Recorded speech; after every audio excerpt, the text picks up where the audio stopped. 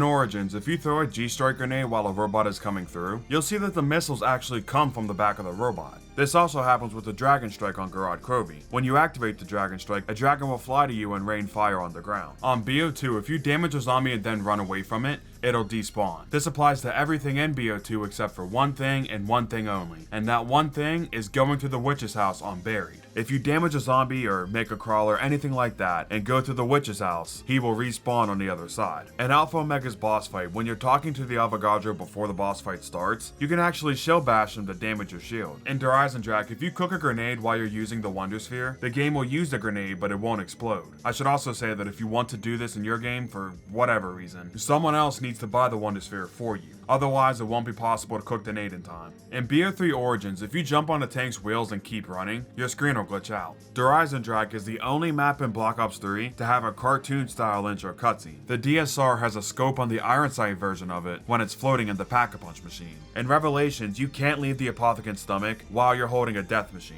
This next piece of info is for all the masochists out there. Next time you play BO2 Plutonium, and this might go for other games on Plutonium like BO1, World of War, but I didn't test them, but feel free to try it. But you can enter the command R_Fulbright1 to make everything in the game extremely bright. Like, this is so hard on your eyes, it's not even funny. And also, if you want to take this one step further, you can pair this command with the R_Fog0 command on Transit, and with these two commands, you can play an extremely cursed game of Transit. In World of War Zombies, if you use the FG42 with a high field of view, you'll see that the game doesn't load in the back half of the gun, for some reason. On Black Ops 3 Origins, if you use turned on a Templar zombie, he'll run for the normal zombies, but he won't be able to attack them. Now, I don't know for sure, but if I were to guess, it's probably because the Templar zombie gets confused when he's turned, and doesn't know if he should prioritize attacking the generator or attacking the zombies. If you go to the diner on Transit, you can hear the map's loading screen music being played in the radio.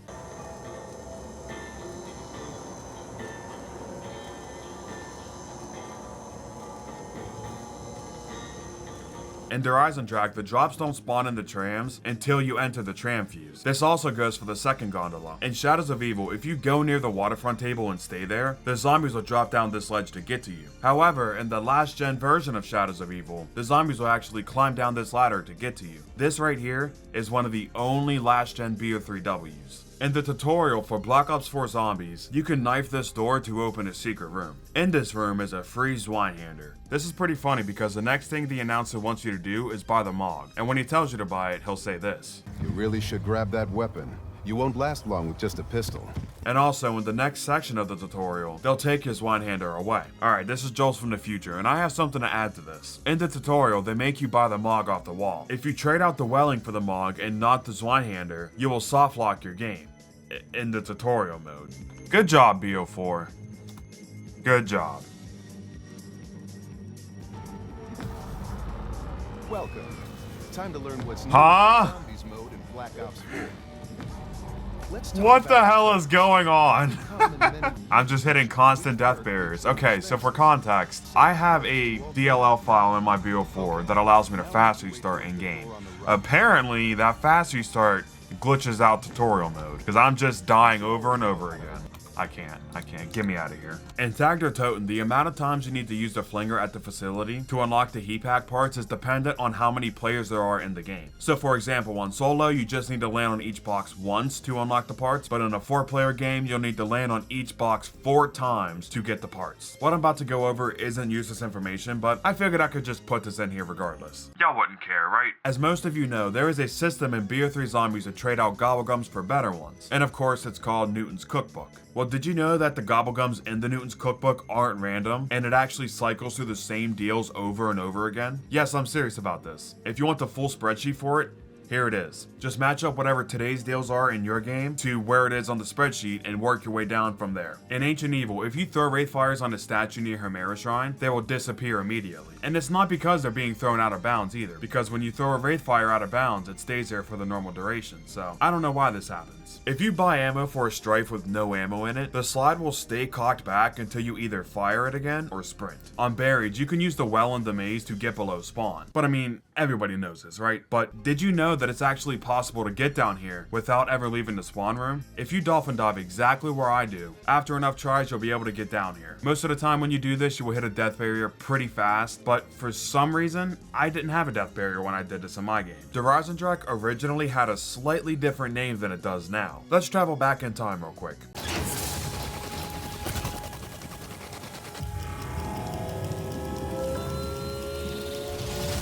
On December 5th, 2015, Activision Communications Manager Scott Lowe posted a blog on Activision's website talking about DLC 1 for Black Ops 3. He showed off the 4 multiplayer maps and he also showed, quote, the next chapter in the Black Ops 3 Zombies saga, Der Eisendrache.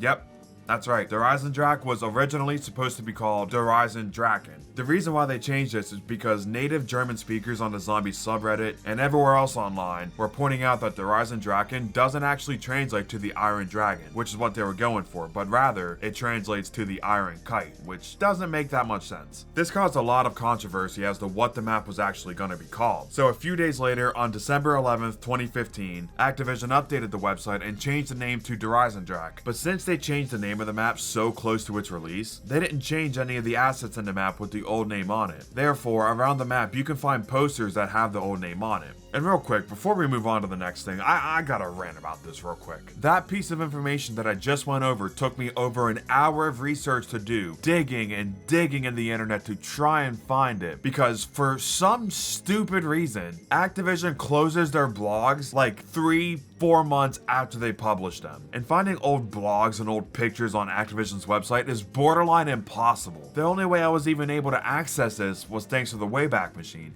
If it wasn't for that, who knows what I would have done. I ran into this problem before in this series when I went over the Black Ops 4 BO6 system and also the old Origins trailer, and there's probably more than I'm forgetting. But my point is, this company is worth $69 billion.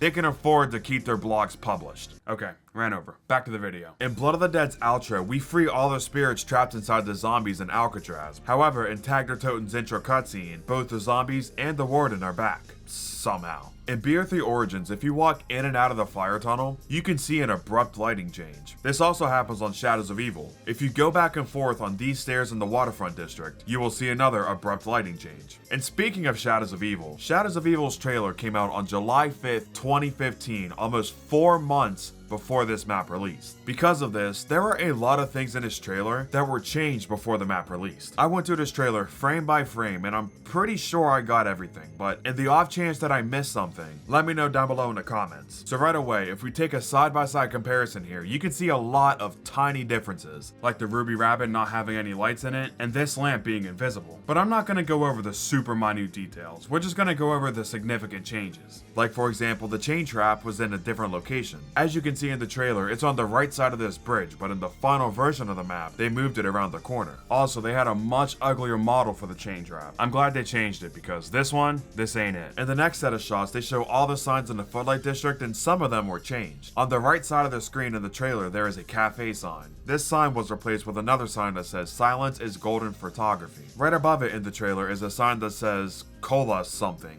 I don't know because it was also replaced with another sign. This sign being a red Devil-O Donut sign. A few seconds later, you can see Jackie using the Bloodhound, but when he shoots it, you'll hear a different gun being shot instead of the Bloodhound.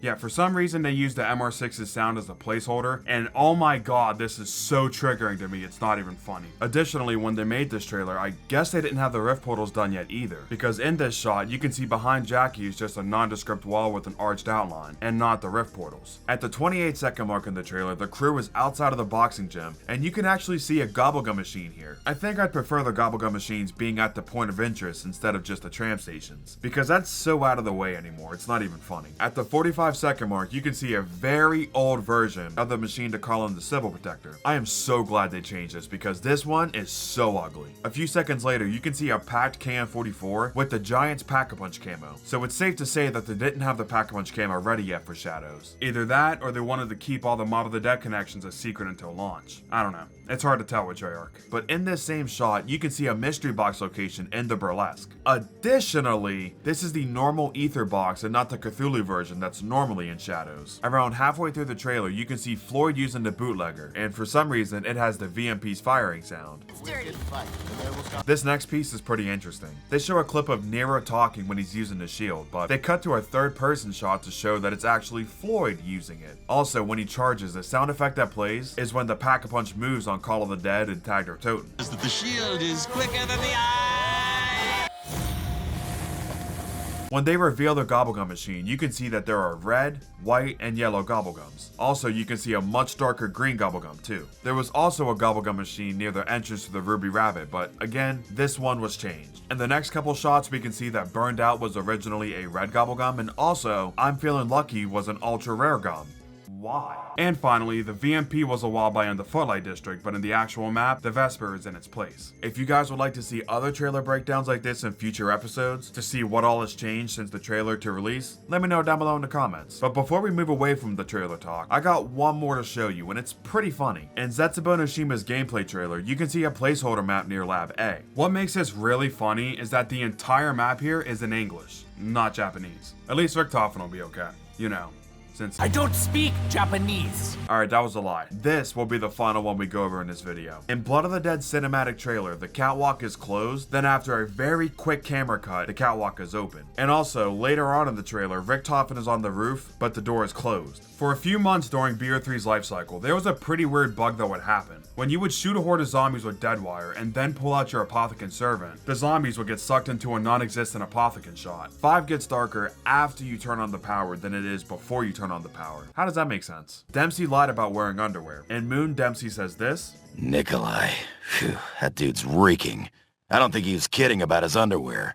Me? I go commando, baby. But in Alpha Omega, he says this. Says property of Tank Dempsey, just like my underwear. In Exo Zombies, the IMR will slowly reprint ammo in your reserve, so technically, it has infinite ammo. In a previous video, I talked about how in Shadows of Evil, you could randomly get a tram to go double speed. And in that video, I said I didn't know how to do it, but I figured it out now. This only works the first time in the game you ride the tram, and to do it, you'll need to get out of spawn without opening the spawn door. This can easily be done by strafing off of this car in beast mode and unlocking the stairs. Then go to the canal district and see if the tram is here. If it's not here, then you'll have to restart. But if the tram is at canals, go in it and ride it to go double speed. This happens because the tram is programmed to go fast when you first buy the spawn door at the beginning of the game. But since you never bought the spawn door and we got out of spawn without opening the spawn door, it didn't have a chance to go double speed yet. A couple months ago, I made an updated Outbreak Easter egg guide. It's a really great guide with amazing tips and every part location for every map. So if you're a Cold War fan, check it out. Links in the description. It's the best guide you'll find on this platform. Shameless plug over. And while I was making this guide, I learned some useless information about Outbreak. So this next segment is just gonna be useless information I learned about Outbreak. First, when you're in the jellyfish, if you try to use your grappling hook, the game will try to use it, but you will be stuck in the jellyfish. You can also use the grappling hook on the Legion. You can use Ether Shroud to teleport through the walls in the silo. This is useless because unless you're a speedrunner, you shouldn't be wasting your Ether Shroud on saving 10 seconds of time. When doing one of the 2 canister challenges, whether it's retrieve or transport, if you drop the canister when it's 95% complete, it'll accept the canister but also drop it on the ground. Because of this, you just duplicated the canister so you can enter both canisters by technically only using one.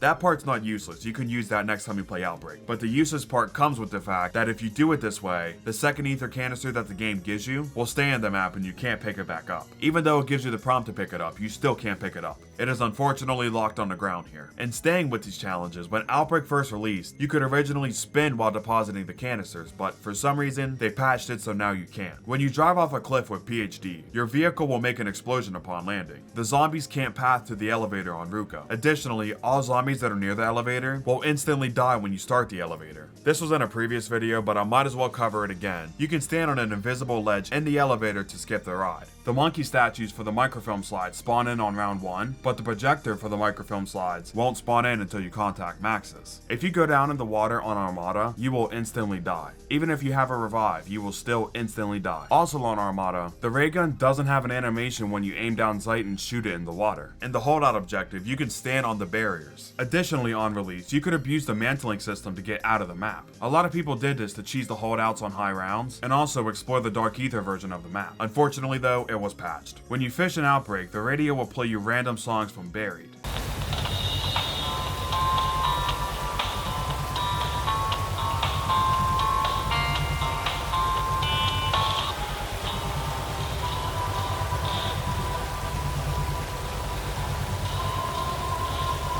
And finally, if you spawn in with the DLC weapon, when you ride in on the helicopter, your character won't be holding the DLC weapon, but instead will be holding the Craig 6. And that was useless information I learned about Outbreak. Over the past year or so, I've been making videos going over some useless COD Zombies information, and you all love this series, but a few of you have asked me to make a video dedicated to one specific game, and that's what this video is. When BO3 first launched, the Gobblegum machine was only available at one machine at a time in the map. Additionally, like the mystery box does, it would randomly move to a different location and you have to find it again. Not only did this happen, but there was no way to tell where the Gobblegum machine was, like there is for the mystery box, just look in the sky for the light. In Shadows of Evil, you can find the map layout for Origins near the Rift Portal in the Waterfront District. The Thunder Gun doesn't have an animation when you pull it out with no ammo. In Eisendrache, you can one-shot the Keeper boss fight, but to do this, you have to be on a really high round, like round 100 plus, so that's why this is useless. In Ascension, you can see the Shadow Man behind a window near Pack-a-Punch. There are a few perks in BO3 that you can't prone in front of to get free points. Some of those are Mule Kick on Zetsubo, Mule Kick on Shangri-La, and the perk that spawns in the Power Room on Shangri-La. This is because the water blocks you from going prone. Another perk that you can't prone in front of to get points is the second perk machine that spawns at Area 51. In Shadows of Evil, you can interact with the Beast Mode pedestal from farther away if you're crouching. When Gorod Krovi released on Xbox, there was a really weird visual glitch that would happen. Randomly when playing, you could have this happen in your game. This is one of the funniest visual glitches ever because this is the portal that Premise used to get to Gorod Krovi in the intro. And while I'm talking about the Gorod intro, in it you can see Peter McCain falling as well. This is pretty useless unless you're Milo or something. What? What? No! What? If you grab another Gobblegum while you have Armamental Accomplishment, you will chew the Gobblegum faster. If you look at the perk bottles in the Mule Kick machine, you'll see that it says Speed Cola on the bottle caps. In Shadows of Evil, if you exit Beast Mode while holding the meat wagons, you'll get this weird spark on the end of your gun. This spark is the zap effect from Beast Mode. If you pair the Magnet Collider with firing on all cylinders and stamina, you can traverse the map extremely fast. In Eisendrache, you can sometimes get a zombie to spawn while you're dropping the tram. On Shadows of Evil, if the tram is at canals and you have your friend call it to Waterfront or Footlight, you can see the tram glitch out. Additionally, you can get on top of the tram at the Footlight District and ride the tram. Unfortunately though, you can't ride it for long because when it leaves the playable area, you'll hit an invisible barrier and be kicked off of it, but it's still pretty cool nonetheless. The seeds on Zetsubo no Shima have a really big hitbox when placed. Like seriously, why is it so big? Death machines won't spawn until you either turn on the power or by quick revive on solo. In Eisendrache, you can teleport back in time for the Easter egg from the rocket test and it'll actually work. There will be a panzer ready for you on the other side though, so watch out for that. Additionally, you can input the codes from the safe from the rocket test and that'll work as well. Both Nikolai's mech and the Pack-a-Punch area on Gorod Krovi are reused from the campaign mission Demon Within. In Shadows of Evil, it's possible to open Pack-a-Punch while never opening the spawn door. I'm gonna walk you through how to do this real quick. To start, you'll need to unlock the stairs to Nero's room, and once you do, take this way to the Canal District. You'll hit a death barrier if you go past the Arc Ovum symbol here, so that's why I'm saying you have to go to the Canal District. From here, you can do the Canals ritual and take the tram to either Footlight or Waterfront. When you get to the other locations, make sure you buy the door that leads to the junction to remove the death barriers. And finally, to do Nero's ritual, you can either use anywhere but here to get back and spawn, or you can just abuse the grappling system.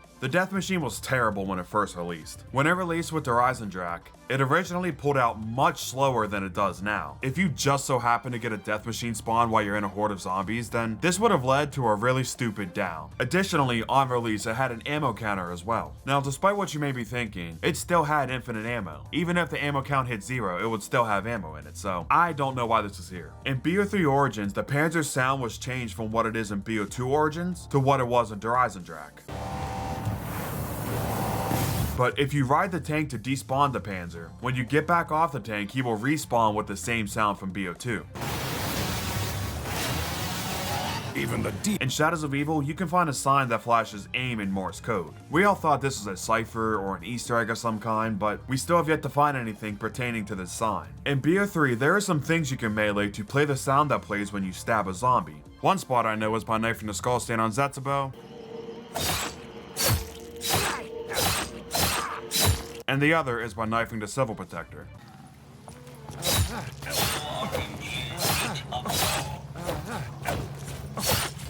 There are a lot of places in BO3 you can jump on top of to see your character's body. My favorite time to do this is jumping on the hatch during the egg lockdown in Gorod's Easter egg. If you go in an area with a gun with a diamond camo on it, you'll see the camo flicker. Now this almost resembles Morse code, but it was confirmed by people that know Morse code that this isn't Morse code, so I don't know why this happens. The Draken isn't available on Noctur and Totem. Additionally, the SVG-100 isn't on Moon or Origins. On Baruch, if you shoot the fountain in the courtyard with the Wonder Waff, it'll vomit blood. There was originally supposed to be an XR2 walleye on the Giant. We know this because in the months leading up to Black Ops 3's release, Mark Lamia revealed this picture with the XR2 walleye, seemingly where the KRM walleye is on the Giant. In Gorod Krovi, you can play the intro song Ace of Spades by Motorhead by shooting 3 speakers in the boss fight arena. Just be warned, if you're a content creator, don't play this on stream or else you will get copyright striked. In Shadows of Evil, if you pull out the non-upgraded sword and hold the slash button and spam the slam button, you can glitch out the sword and do this. Now this is pretty cool, and it's not just a visual glitch, it'll actually kill zombies, but with that being said, after you stare at it for a little bit, it really starts to hurt your eyes, so let's move on to the next one. Outside of the map in Origins, you can find a zombie with a bottle of Merlot from 1997. The only problem here is Origins takes place in 1918, so how did this get here? In Shadows of Evil, you can find a teddy bear outside of the map in the Footlight District. You can get the trip mines from the box in both Eisendrache and Revelations. In Eisendrache, you can find a raven above Mule Kick. We have no idea why this is here. In Shadows of Evil, you can throw a Widow's Wine grenade at a meatball to send it flying in the air. It's pretty funny when this happens. In Revelations, if you cook a grenade while using the launch pad, you will take no damage from it. In Baruch, there is a weird reflection bug on the quick revive side in the spawn room. In Zetsubo no Shima, you can play Samantha's Lullaby by filling up these pods with a certain amount of water.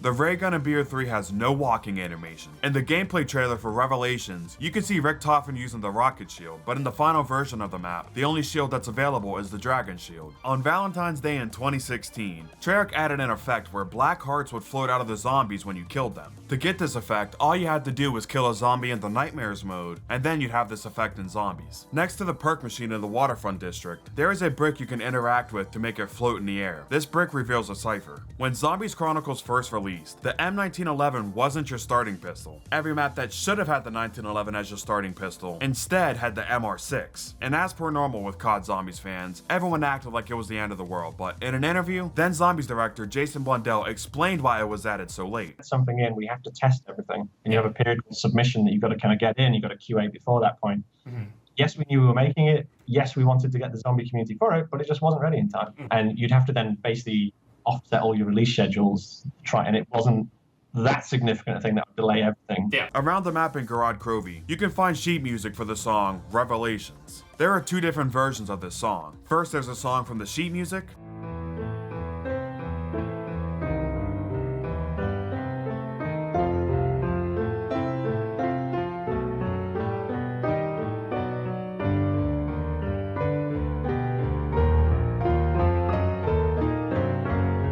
and there's also a theatrical mix, which actually plays in Revelations.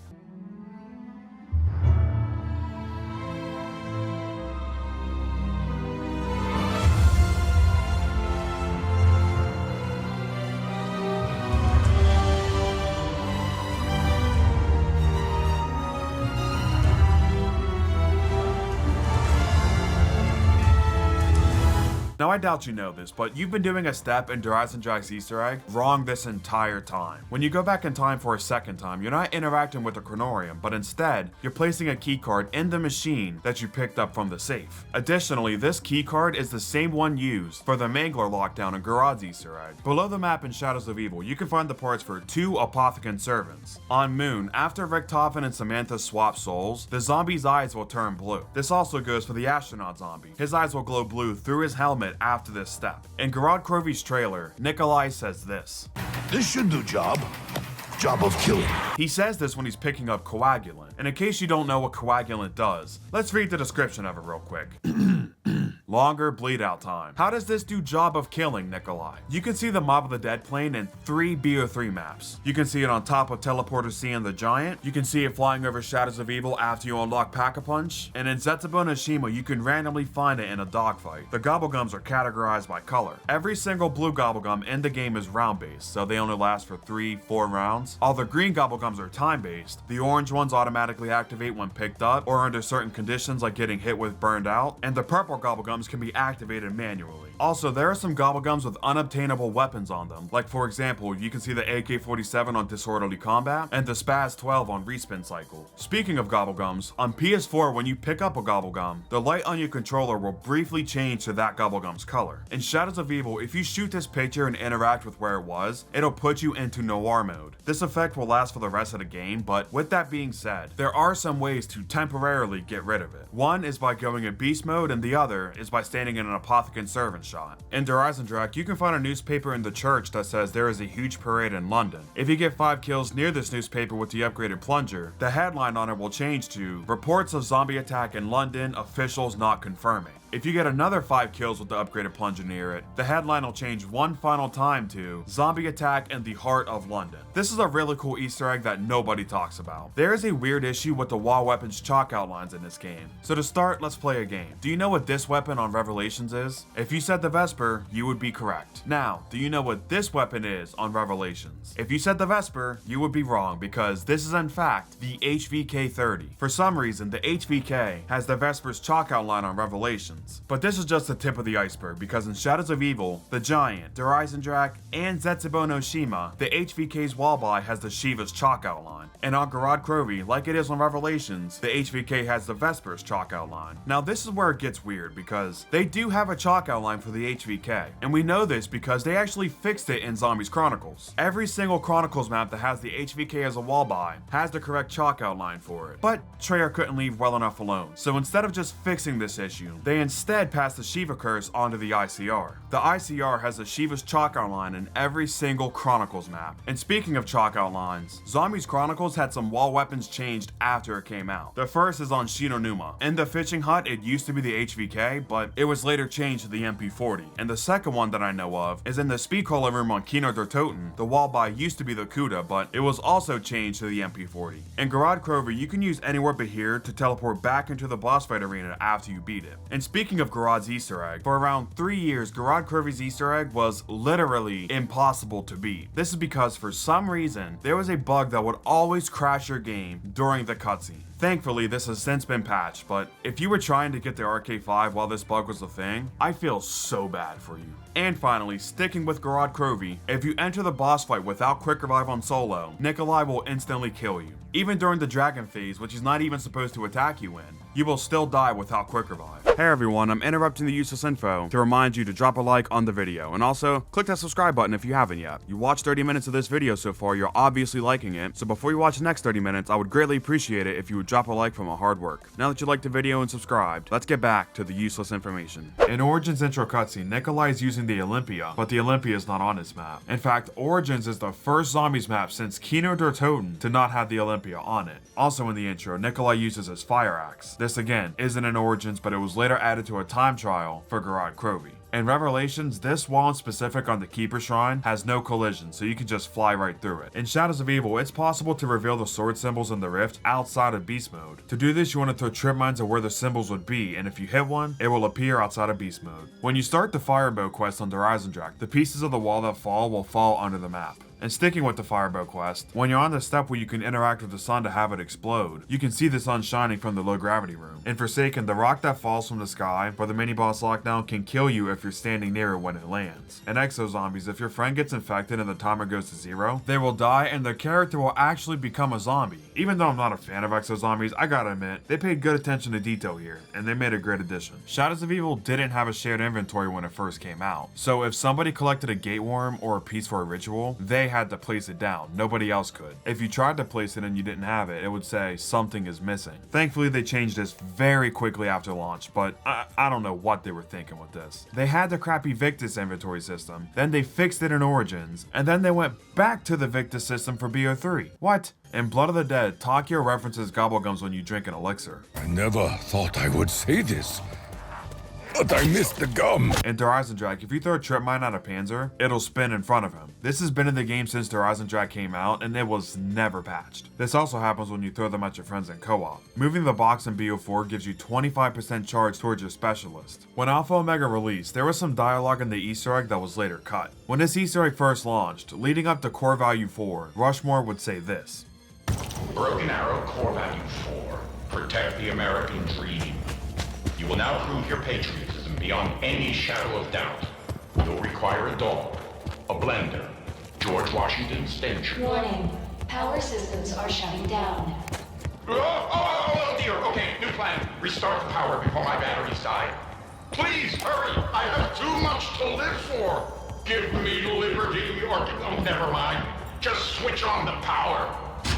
But for some reason, whether it got glitched in a future update or they just flat out removed it, some of the dialogue doesn't play anymore. So nowadays, this is how that same dialogue goes. You'll require a dog, a blender, George Washington stench.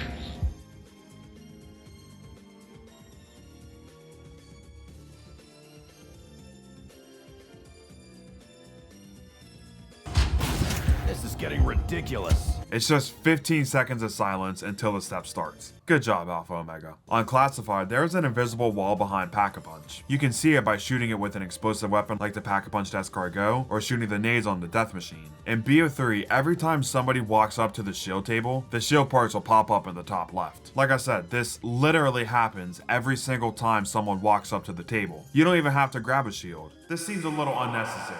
There is an invisible door you can buy above the power room in Der Eisendrache. This door would have been right in front of the power room, but thankfully Treyarch realized that 3 doors to get from here to here was a really bad idea. There's also a secret door on Ascension. This one is near Speed Cola. Now I call this one a secret door, but it's really not, because this prompt is tied to this door, which you look at every single time you play this map. What makes this even better is that this door is fully functional too. If you go up and buy the door and look at it again, you'll see that the door slid further to the side. It's pretty safe to say that this door was going to be blocking this area, but they got rid of the prompt and put the door to the side. What's really weird about this though is that this same thing is on BO3 Ascension too. This is the same on BO3 for the most part, but unfortunately, this door isn't scripted to open, so if you try to buy the door on BO3, the door won't move. This is so weird. I understand why it's on BO1 Ascension. They were gonna have a door here, but decided against it and moved it to the side. That makes sense. But why is it on the remaster when you already know the map layout? Not only that, but why go through the effort of putting a secret door here and the prompt for it if you're not gonna script it to slide? In BO3 Shinonuma, Quick Revival cycle in the random perks when you open a door, and not Mule Kick, even though Mule Kick is a random perk and Quick Revive isn't spawn. There is a weapon locker in the Victus maps that you can put a weapon in and retrieve it on a different map.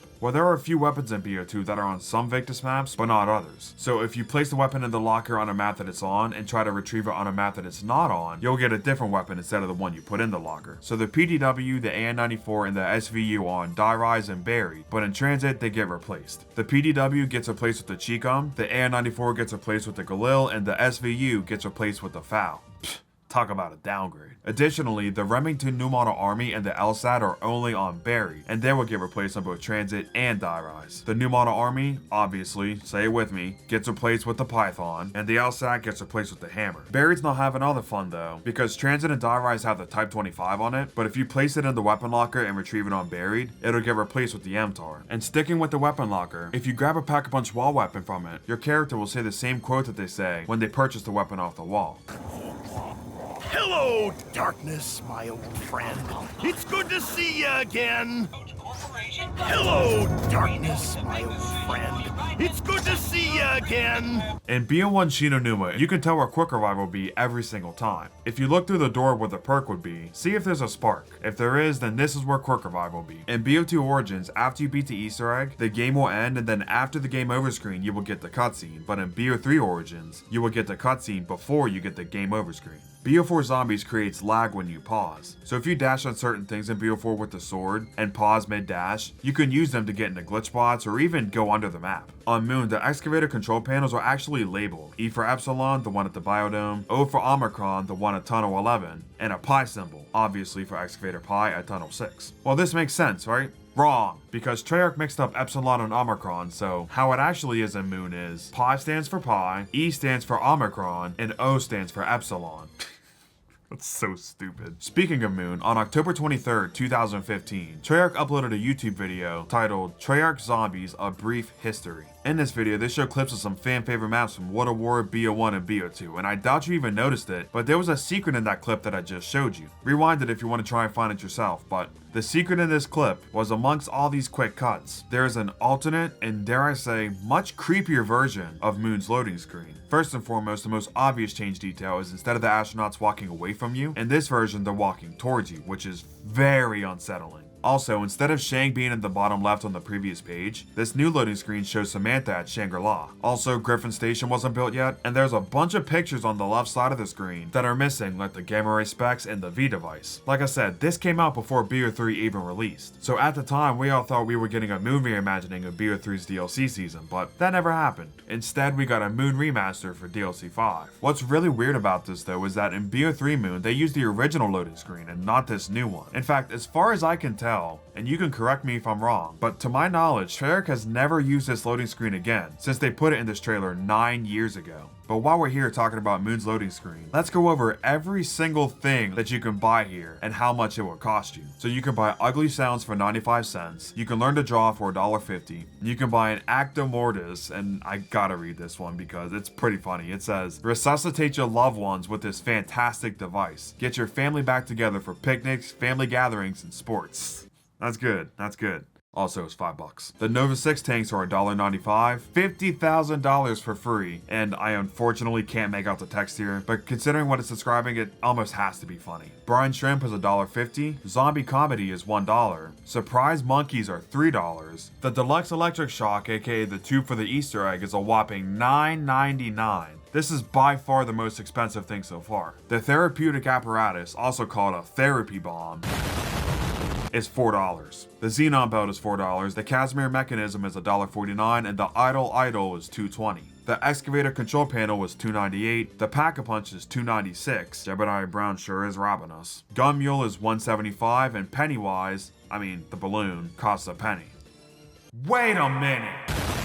The Richtofen Center for Clinical Research sign-up form is $2.45, and the Pocket Teleporter is $1.75. Side note, why is this not a real thing in zombies? The closest thing we have to it is the transponder from IW. Speed Cola costs $3, makes sense. The Mythos disc is $4.49, and the Amazing Two-Way Matter Transference is $1.50. Then at the bottom here it says a large kit costs $1 million. We're in the final stretch now because the Shrink Ray, aka the baby gun, is $12.96. George's director's chair is $5. A Venus flytrap is $1.50. The Thunder Gun is $4, which is a steal. The Vertivice is $3, and finally, the Gamma Ray specs are $2.60, I think. I can't make out the cents. We're just gonna go with it. To buy everything on this page, it would cost you $1,086.53. Minus the $1 million for the large kit though. It would only cost you $86.53, which isn't bad considering everything that you get, especially when you remember that Call of Duty is charging $600 for just a ray gun. Can you imagine how much their Thunder Gun would be? $1,000, $2,000, $5,000? Yo, we gonna have to pay the Pack-a-Punch price for the Thunder Gun? Okay, sorry, moving on. In the last video, one of my subscribers named Prison Metal commented a bunch of useless information that he wanted me to use in this video. And surprisingly, a lot of it I haven't covered yet, so we're gonna go over his useless information, and then I'll finish out the video with a few more of my own. In World of War Nocturne Toten, zombies will not spawn behind the wall in the help room until round 5. In BO3 Moon, the astronaut zombie will only spawn in the spawn room, but in BO1 Moon, he will spawn near a player. Carpenters were originally supposed to be in both Mob of the Dead and Origins, but it was removed from both shortly before they released. With saying that though, Carpenters can spawn on BO3 Origins. BO3 Origins W? Additionally, fire sales were supposed to be on both Transit and Die Rise, but again, they were removed before the maps released. I had to go check this because I swore Transit did have fire sales, but no, it doesn't. The reason he gives is because Transit is too big and Die Rise only has 3 box locations. The Thunder Gun will sometimes blast zombies without damaging them if you are too close to them. And the loading screen for BO1 Kino, the subtitles misspell Richtofen's name as Richtofan on the Xbox 360 and PC. On the PS3 version, however, it is spelled correctly. In Ascension and Shangri-La, if you throw a grenade at a monkey, when they throw it back, it can still damage you even if you have PhD. In BO3 Shangri-La, you can turn both a napalm zombie and a shrieker zombie. When you turn a shrieker, he will attack the zombies like normal, but he will also shriek at them too.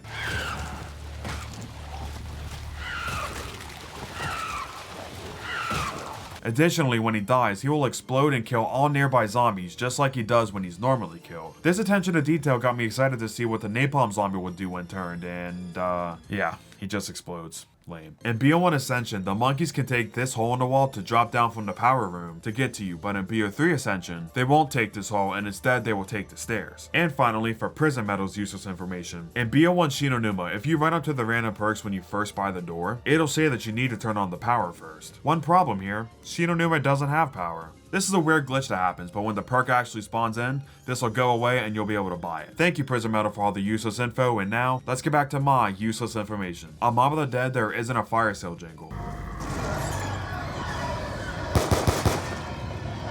How many times have I pulled this from the box? Additionally, there are no perk jingles either. This is why Electric Cherry doesn't have a perk jingle, because the perk machine's only ever been on Mob of the Dead. Did you know you could get a shield refill in the Tram? This is pretty rare, and the reason it's pretty rare is, number one, it already has a pretty rare chance to spawn in, and number two, for it to even have a chance to spawn in, you need to not only have a shield, but you also need to make sure that when you call the Tram, your shield doesn't have any rocket boosts. So if you never use the rocket part of your rocket shield, like 99% of people that play this map, then you'll never see this in the Tram. But again, even if you meet that requirement, it still is pretty rare. Ultimates will acknowledge the Easter egg song when you activate it, but Primus won't. This has to be the last piece. I found the hidden song. Awesome. I found the last piece. I have discovered a grand secret. I found the last piece! I have found a delicious tune!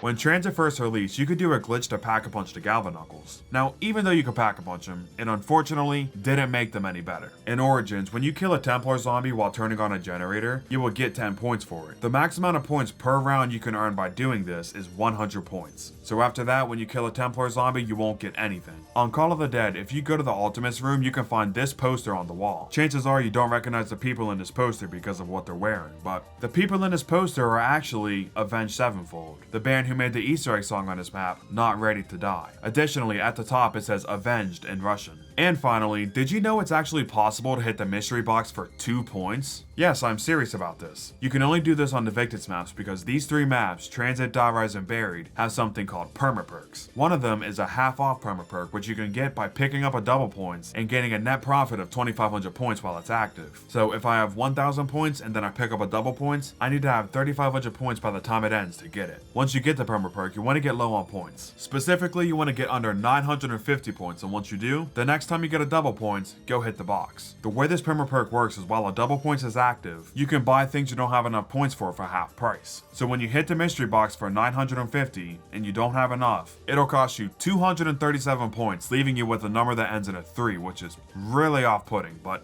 anyways, if you hit the box again, then you'll hit it again for 237 points, and it seems to stop here, but if you get down to 10 points, you can combine this perma-perk with a fire sale to hit the mystery box for 5 points, and then you'll have 5 points left over, and then you can hit it one more time for a total cost of 2 points. This is the single cheapest thing you will ever be able to buy in zombies. Let me know in the comments if you knew about this. This is 10 minutes of useless Black Ops 6 zombies information. Man, it feels good to say that. If you come to this island on Terminus, you can find the outline for the Sentinel artifact from the Chaos story. If you use the alt fire on the Wonder Weapon near the Sentinel artifact, it'll teleport you to a random part of the map. The handrails and guardrails in this game have some really weird collision, specifically when you get on top of them. If you jump on top of them or even dive on top of them, you will slide way off to the side or way ahead of you. They just act really weird in this game. You can shoot the pool table near Juggernog on Terminus for some free points. You can also do this on Liberty Falls with the pool table and Liberty Lanes. If you protect the generators on Terminus on a special round, less zombies will spawn than normal. When you're opening up the map, you'll occasionally come across zombies that are eating Janus security guards, and these guards will drop a weapon. The rarity on this weapon will change depending on when you spawn them in. So if you don't spawn them in until round 5, you'll get a green weapon for it. If you don't spawn them to round 10, you'll get a blue weapon for it, and so on. And stick sticking with the guards, if you turn on the generator and go in the spawn room before it turns on, you can glitch out the security guards in a quick revive room. To keep them glitched, stay as far away from this room as you can, and go through the jug room to open the quick revive room, and if you open this room from this side, you will see the guards and the zombies are standing still. These guards and these zombies will stay like this pretty much no matter what. You can have normal zombies in this room with them, you can run right up to them, and they just won't care. They won't care for the most part, but if you do one of these two things, then they will unglitch. If you go on these stairs, then they will unglitch and go back to normal, because this is where the trigger is for them to spawn normally. And also, if you walk up to one of them that's standing still and you shoot them, then that will also unglitch them. On Terminus, you can find random zombies in the biolab that are strapped onto beds, or under crates, or in the pods in the biolab, or even in the cages. Also, on Liberty Falls, you can find zombies in the backseat of some cars, under cars, and also in vents. If you leave these zombies here for too long, then they will free themselves and become a normal zombie in the map. I love little things like this. There are death animations for every enemy in this game. So first, here's the normal one.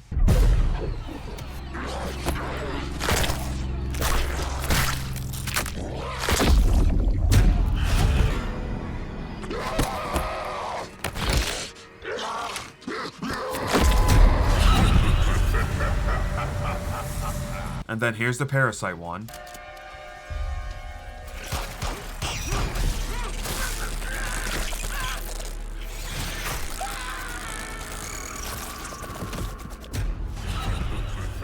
And here's the vermin one.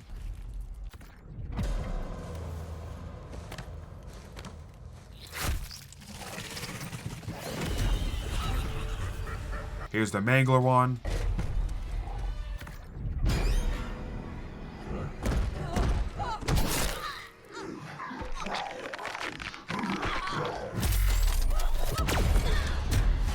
Here's the Abomination one.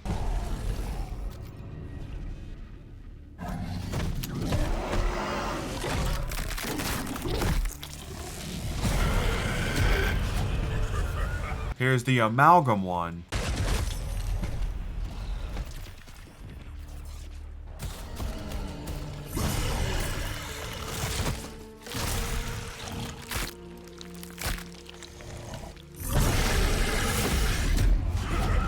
And finally, here's the Kraken boss fight one.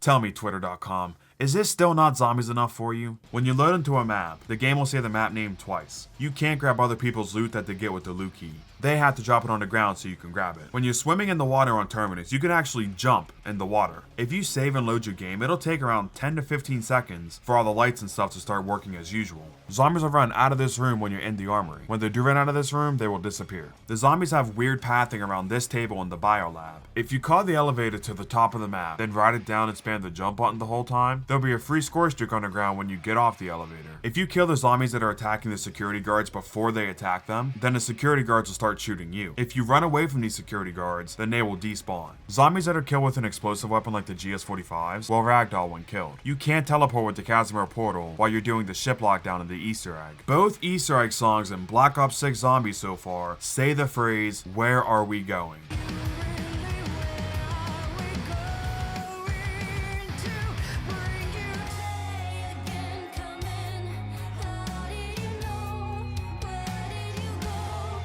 Yo, Mob of the Dead remaster confirmed? There's a crazy glitch you can do to launch yourself into the air on Terminus. To do it, you need to put the free follow augment on stamina up and then buy it in game and get in a boat. Also, turn up your sensitivity for this next step. It'll make it a lot easier. You want to get in the dead center of the boat, then look in the air and pull out your knife and spin in melee as fast as you can. You only have to do this for like 2 or 3 seconds before you're above the map. Unfortunately, you will hit death barriers when you do this, so make sure you buy Juggernaut for extra health and also don't go too high. But besides that, enjoy this amazing glitch while it lasts. If you park the boat here at Crab Island and turn your camera to look at the main island, you'll see the map disappear. Similarly, if you dive under the lift where the keycard would be for the Easter egg, if you go as far down as you can and then look up, again, the map will disappear. And one more spot that I know, if you come to this island and crouch exactly where I am, you guessed it, the map will disappear again. There is an infinite ammo glitch you can do with the GS-45s. To do it, they need to be akimbo and pack-a-punched, and once they are, in the settings, you can toggle the enable pack-a-punch camo setting, and if you back out, you'll see that your left pistol got refilled, and your ammo in reserve will be the same as before. You can do this as many times as you want to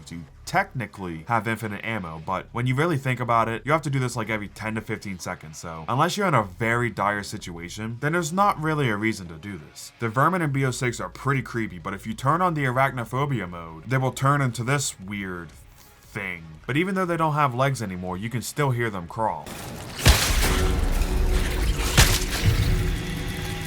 If you crawl up to dead zombies, they will disappear when you get too close to them. They're not actually disappearing though, because when you crawl away from it, it'll come back. It's just some weird visual glitch. In BO6, you can unlock custom loading screens of older zombies maps. At Prestige 1, you can unlock one for Derice, and at Prestige 6, you can unlock one for Mob of the Dead. If you open the jet gun room on a special round, the round won't end until you kill the zombies from the jet gun room. Brutus has special dialogue when you reach round 15. At 15, the guard begins his round. This is an obvious reference to the Mob of the Dead intro cutscene. 9:30, lights out. God begins his rounds. When you're in the church in Liberty Falls, the dialogue is distorted, but as soon as you leave the church, the dialogue will become undistorted. Body cap so you don't break. The tentacle trap will suck you up if you walk under it. If it does suck you up, you can just shoot it to get free. After the first boss fight in Terminus Easter egg, if you're playing as Brutus, you can see his blue lightning right behind the crew. I guess it's because they have your character following the crew, and normally they make a character invisible no problems, but I think they forgot to turn off the lightning for Brutus. Fred Tatasciore, the voice actor for Nikolai, voices the Mangler. You are not worthy to wield that sickle, monster. I smell weakness. Your world is ours now.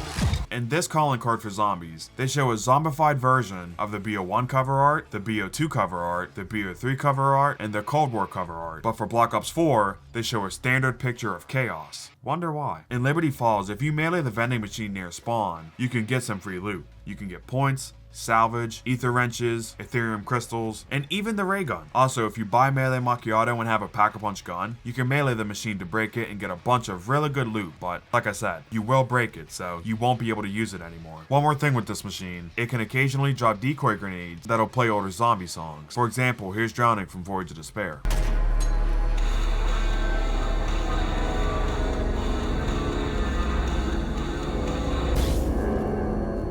Sticking with Liberty Falls, at this part of the map you can pay 50 points to look out of the map, where there is a dancing zombie outside of the map here. If you look at this dancing zombie until it kicks you out of here, and then do the same thing on the other one, you stare at him until it kicks you out of here, before it kicks you out on the second one, he will start dancing with purple lights around him. At this point, every zombie in the map will come near you and start dancing. The zombies will, the manglers will, and even the abominations will dance, but the vermin gotta be a real party pooper because they won't dance. Also, the music that plays in this Easter egg is the same music that plays in the Coffin Dance Easter egg in D Machine.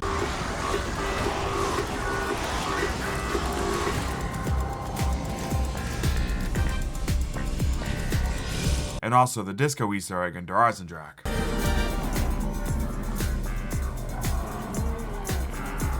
If you throw a grenade at the top point of the church, it will rain zombies. These zombies will drop loot when they fall, but if you stand under them when they land, they will actually damage you. Medals will still make the sound they make when they pop up on the screen, even if you have them turned off. If you go to Prestige and you click Prestige and on the second menu you back out, it'll make a chicken sound.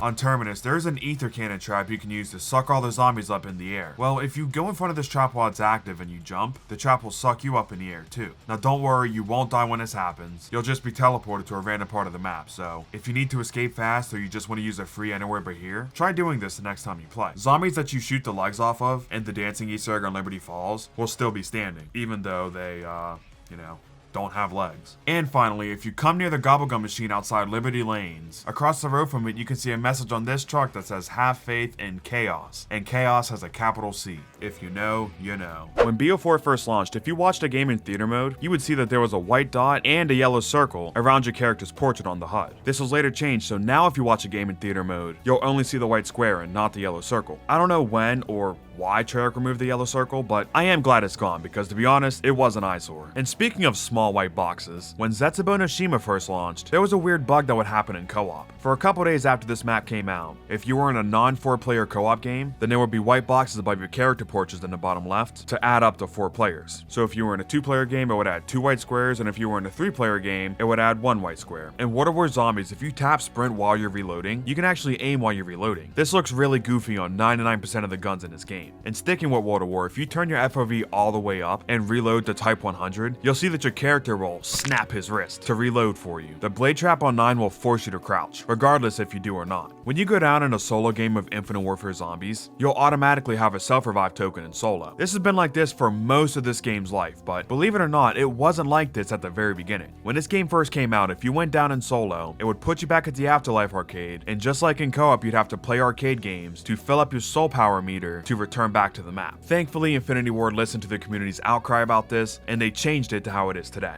Could you imagine if they never changed this? Imagine you're in the Mephistopheles boss fight, you're almost done with it, it's super intense, and then you go down. And then it puts you in the Afterlife arcade, and you have to shoot basketball to return to the boss fight. You know, now that I think about it, maybe this should have stayed. If you go down in a co-op game of Zetsubou no Shima, the Thrasher will eat you and carry you in his stomach while he goes after your friend. This is one of the coolest things we have ever seen in zombies, and I would love to see some sort of enemy bring this back in BO6 somehow. If anyone from Treyarch's watching, please do this for me. There is a glitch in BO3 where the Boom Hilda and the Ray Gun Mark II can deal splash damage to you. If you ever shoot a zombie in BO3 right in front of you with either of these weapons, then there is a pretty solid chance that you will insta-kill yourself.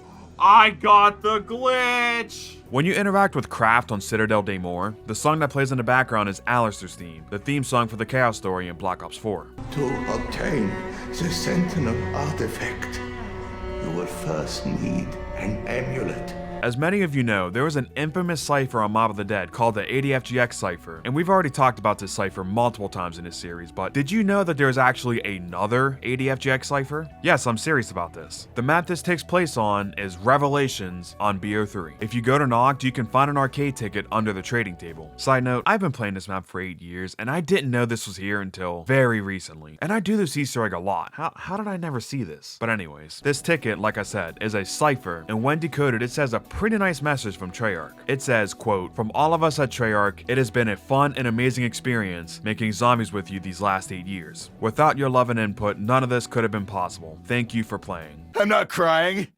I just got guts in my eyes. You can only place up to 12 claymores at a time in BO2 zombies. If you try to place a 13th, then when you do, it'll automatically explode. Now, I guess this could be useful since it'll explode a lot faster, allowing you to save yourself, but by the time you get around to placing 12 claymores, chances are you'll have better weapons than this, like a staff, a ray gun Mark II, or a paralyzer, so by that point, it's not too helpful. It's just a neat little trick. In Die Rise, there is a glitch where the slide will put you out of bounds, and there is nothing you can do about it. This will be game over for you unless you have Quick Revive or Who's Who. If you have either of those perks, then you will respawn at spawn. And yes, you heard me right, either of those perks. Because even if you have Who's Who, since the game kicked you off the map, you won't have a Who's Who body to revive, and you'll respawn at spawn with just the 1911. You know, I know I've become somewhat of a Die Rise defender the last couple years, but I can't ignore this. This was in the game since release, and Treyarch never patched this, which I just find absolutely mind-blowing. I know MCZ feels my pain. What? BO4 has a thing called reactive camos, and these camos will slightly change mid-game depending on how many kills you get, or how many mini-bosses you kill, or in Dark Matter's case, how many headshots you get. When you evolve the Dark Matter camo in this game, the first stage will add spikes to the Dark Matter, and this looks pretty cool when you see it, but it's not guaranteed you will because for some reason or another, they forgot to add the spikes to the MP40, the Micro 9 MG, the Locust, and the Mark II variants of both the Koshka and the Mozu. Between this and the audio bug with the Locust, I gotta ask Treyarch, did y'all playtest Oh, no you didn't. That makes sense. There are multiple references to zombies in BO6's campaign, and just before we dive into this, let me just say, mild BO6 spoilers ahead. We won't be going over the plot or nothing, but you will see pieces of certain missions, so if you don't want to see that, then skip to the timestamp on screen to continue on with the video. In the main house in BO6's campaign, you can do an Easter egg to unlock a safe. When you're up to the part where you gotta fix the radio frequencies, if you look on the wall, then you will see a poster of the movie Nightmare Summer, directed by none other than Willard Wyler. If you don't know who this is the main antagonist antagonists in Infinite Warfare Zombies. Well, besides the devil, of course. Also in this room, you can find a comic book named Science, and this comic book has a Krogzilla on the cover, which is a boss from Attack of the Radioactive thing. And you can find another book in here called Origins, with the robot specifically from the Eisendrache intro cutscene on the cover. And the mission most wanted when you're taking pictures. You can hear zombie songs playing in the background, including an instrumental version of Snakeskin Boots, the instrumental version of Cold Hard Cash,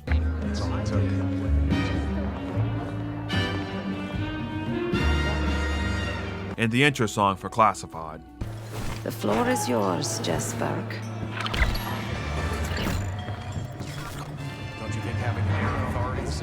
In the mission Emergence, when you grab the director's keycard, a mimic will spawn, and the classic song itself, 115, will start playing.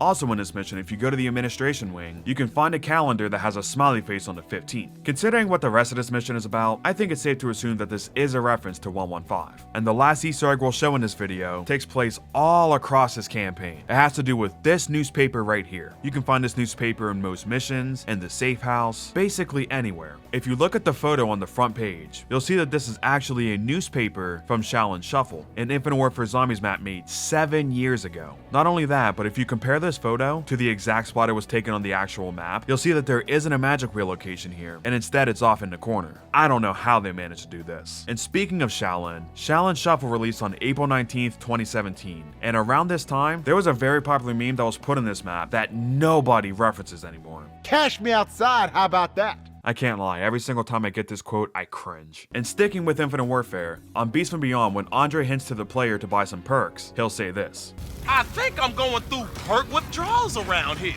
I ain't no perkaholic though. I got this under control. This is an obvious reference to Perkaholics from BO3. The Forsaken boss and the Abomination from Cold War have the exact same ranged attack. Last month I released a video talking about useless BO6 info, and I went over all the death animations in the game so far. Since that video released, like 2 weeks ago, there have been 2 new death animations added to BO6 Zombies. Here's one for the brand new boss enemy, the Doppelgast.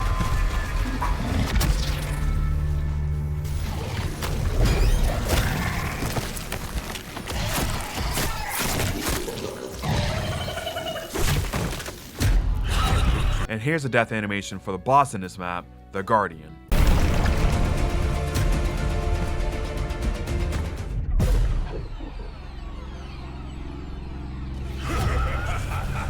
I am so loving these. Please keep adding these, Treyarch. They are so good. In Shadows of Evil, if you pop killing time before you open the Pack-a-Punch door, then the door won't have any smoke with it when it breaks. The excavated control panels on BO3 Moon are reused in the power room on Tagder Toten. In BO4 Zombies, there is a Mastercraft variant of the Spitfire called Deep Voyage. This Mastercraft is nautical themed, with having tentacles on the gun, and when you get 100 kills with it, a wave pattern will form on it. But when you get 250 kills, you'll get this white light flashing on your gun. Believe it or not, this is Morse code, but more on that later. To understand what the Morse code says, first you gotta understand the backstory of this gun. So this Mastercraft was inspired by the Jules Verne novel 20,000 Leagues Under the Sea. There's a submarine in this book called the Nautilus, and the Spitfire Mastercraft was actually modeled after the submarine in this book. Later on in the book, there is a giant squid that wraps its tentacles around the back of the submarine. You guessed it, the squid on this gun is actually referencing that part of the book. Now this is really cool already, but believe it or not, it goes even deeper than this, no pun intended. Disney made a movie inspired by this book in 1954, and in the scene where the squid attacks the Nautilus, a character named Ned Land gets stuck inside the Nautilus, and in the movie he tries to break his way out. Ned trying to kick open this door is actually what the flashing on this gun is indicating. Every time the light turns on, that is him trying to kick his way out. Now this might sound a little crazy to you, and you might think this is just one big coincidence, but if we take a look at the Morse code I mentioned at the very beginning of this entry, if you take a good look at it, you'll see that it actually spells Ned, the name of the character that was stuck in the Nautilus. Stuff like this is why I love zombies. This Mastercraft just looks like a normal weapon variant on the surface, again, no pun intended, but if you dive deeper you'll learn that there is an entire backstory surrounding this Mastercraft. And I say stuff like this because this is far from the only thing in zombies to have hidden Easter eggs or references to other media, so if you'd like to see me go over more stuff like this, or maybe even the movie inspirations from most of the Blundell maps, then make sure you drop a like and let me know down below in the comments. And finally, Winter's Wail is one of the best perks in BO4, but it wasn't always like this. Just so you understand just how bad it used to be, let's make a T-chart and go over it real quick. First, Winter's Wail would activate every single time you got hit, regardless of your HP. Nowadays, it'll only activate if you get hit when you're already under full HP. Instead of Winter's Wail on release having 3 charges normally and 4 in the modifier, it instead only had 2 charges normally and 3 in the modifier. Nowadays, you will get a new Winter's Wail charge every single minute, but on release, it took 5 minutes to recharge a single charge of Winter's Wail. On release, you didn't get all your charges back at the beginning of a round, nor did you get them back when you picked up a max ammo. Obviously, you'll get them all back if you do either of these today. And finally, in realistic mode, Winter's Wail wouldn't activate with armor, which made this mode so much harder. Probably still wouldn't have beaten Voyage on realistic without this perk, honestly. Winter's Wail was like this from the time BO4 released, all the way up until Ancient Evil released. So if you talk to someone who hasn't played BO4 in a while and they tell you Winter's Wail sucks, this is the perk they are thinking of, not the OP goat that we have today. Thanks for watching. Believe it or not, I have even more useless information than I covered in this video, so if you want more useless information, click this card on the screen right now. Shout out to my members, thank you all so much for supporting me. Merry Christmas if you're watching this before Christmas, or if you don't celebrate, Happy Holidays. Thank you all so much for watching, and I will see you all in the next one. Peace out.